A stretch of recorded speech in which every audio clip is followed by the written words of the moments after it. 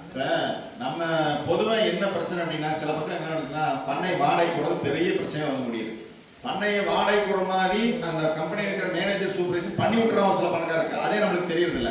Result வர்றதில்ல, இதை பார்த்து என்ன பண்ணி தொலைறா வாடகைக்காவது விட்டுலாம் அப்படின்னு சொல்லிட்டு வாடகை கூற பணக்காரங்க நிறைய வாடகை கூறாங்க.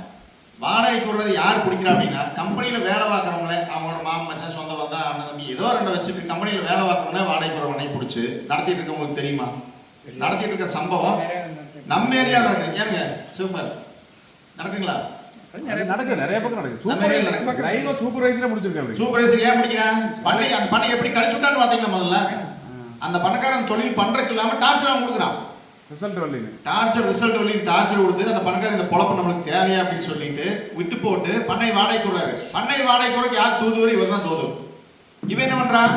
மாமன் மச்சான் இருக்காங்க, அவங்க இருக்காங்க, இவங்க இருக்கான்னு சொல்லி வாடகை பிடிச்சிருக்காங்க. இவன் என்ன பண்ணுவாங்க? பணக்காரரு சூப்பர்வைசர் கொடுத்தா பேட்ச் சீக்கிரம் ஓடக்கூடா, நம்மளுக்கு காசு வரும்டா அப்படின்னு விட்டுருக்காங்க. அது நடந்துட்டு இருக்குது. நானே பெரிய கம்பெனி கூப்பிட்டு சொன்னேன், உங்க சூப்பர்வைசர் 2 பண்ணை பிடிச்சிருக்காங்க. அதுக்கப்புறம் அவனை மாற்றி விட்டாங்க. பிடிச்சது எனக்கு அந்த வழியிலேயே போயிட்டு இருந்தாங்க, அதனால தான் அந்த வழியிலேயே போயிட்டு இருந்தானா அப்படின்னு அப்புறம் நம்ம எடுத்துட்டு கேட்டாங்க. இந்த மாதிரி நடக்குது. நம்ம பண்ணை வாடகைக்கு வரோம்னா கம்பெனி சம்மந்தப்பட்டாலும் கூடாதீங்க. ஆள்காரனுக்காக பாதி போனாலும் கூட போதும் போயிட்டு அப்படின்னு சொல்லிட்டு ஆள்காரன் எங்கேயோ இருக்கிறவங்க தெரியும் பாடு வரோன்னு கொடுங்க. கம்பெனி சம்மந்தப்பட்டாலும் கூட சீக்கிரம் பேட்ச் வர கொடுவீங்க. அவன் எங்கேயோ 2 கோழி வைப்பான், அவனுக்கு எல்லாமே தெரியும். கோழி பிடிக்கிறதுல என்னென்ன திரும்புழு பண்ணுறதுன்னு தெரியாது. அந்த மாதிரி நடந்திருக்குது. நடந்த பணக்காரர் இருக்காங்க, நம்ம பணக்காரர் இருக்காங்க, நடந்த நிறுவனம் எனக்கு தெரியும். இது எல்லாம் நம்ம ஏன் சொல்லாமல் இருக்கோம்னா, அந்த நிறுவனத்தோட மரியாதை கொஞ்சம் காப்பாற்றணும் அப்படின்னா சொல்லாமல். சொல்ல வேண்டிய அவசியம் இருந்ததுன்னா சொல்லுவோம். அந்த நிறுவனம் வேணா தெரிஞ்சுக்கலாம். நம்ம பெரிய கட்டமைப்பு வச்சிருக்கணும். என்ன கட்டமைப்பு வச்சிருக்கீங்க? எல்லாமே சலசலன்னு போயிடும். அந்த மாதிரி வச்சிருக்காங்க.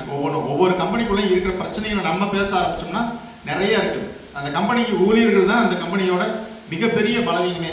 பெரிய பொறுப்பாளர் நிறைய மருந்து கடை வச்சிருக்காங்க. அங்கேயே மருந்து. ஆமா, மருந்து கடை வச்சிருக்காங்க. கம்பெனியில் மேனேஜர் மருந்து கடை வச்சிருக்காங்க. எதுக்கு வைக்கிறேன்? வாங்க சொல்றேன். பண்ணக்காரங்கிட்ட 3000 ரூபாய் வாங்க முடியாதப்பா. உங்கள்கிட்ட 30,000 ரூபாய்க்கு மருந்து தலை இருக்குன்னா இப்போ 10,000 ரூபாய் 5,000 ரூபாய் லாபம் வரும். அவன் கடை வைக்காம என்ன பண்ணுவான்? கம்பெனியில் வேலை பார்க்குறோம் நிறைய பேர் மருந்து கடை வச்சிருக்கான். மருந்து கடை வாங்கி வச்சுட்டு அங்கே போய் ரெஃபர் பண்ணுறது. மருந்து வாங்கி அந்த கடையில் போய் மருந்து வாங்கிக்க. உங்கள்கிட்ட 3000 ரூபாய் கேட்க முடியுமா? 1000 ரூபாய் கேட்க முடியுமா? முதல்ல பஞ்சராய் போச்சு 100 ரூபாய் கேட்டால் நீ கொடுப்பியா? கொடுக்க மாட்டேன். கோழி சீக்கு வந்துச்சு போய் 5,000 ரூபாய்க்கு மருந்து வாங்கினா வாங்கி வந்து இல்லை. 5,000 ரூபாய்க்கு மருந்து வாங்கினா உங்களுக்கு 2,000 ரூபாய் லாபம். அப்போ எப்படி திருட்டு? இதை கம்பெனி சரி பண்ணிக்குதா? எத்தனை கம்பெனி இருக்குது? எத்தனை கம்பெனி இது மாதிரி பண்ணிட்டு இருக்கு? பண்ணக்காரன் பாடுபட்டது இன்னைக்கு 5 வருஷமா நமக்கு இத்தனை கூலி ஏறி போச்சு, எல்லாம் விலைவாசி ஏறி போச்சு, மஞ்சள் விலை வெறும் 90 ரூபாய் 80 ரூபாய் இருந்தது 180 ரூபாய் 200 ரூபாய்க்கு வந்துருச்சுன்னு சொல்லி நம்ம கேட்குறோம். ஆனால் அதுக்கு மட்டும் ஒரு மரியாதை பண்ணி இந்த பணக்கார கூப்பிட்டு பேசுறதுக்கு இந்த கம்பெனிக்கு ஒரு சொல்லப்போனால் யோகியது இல்லை. நம்மளை வச்சு பேசுறதுக்கு அவங்களுக்கு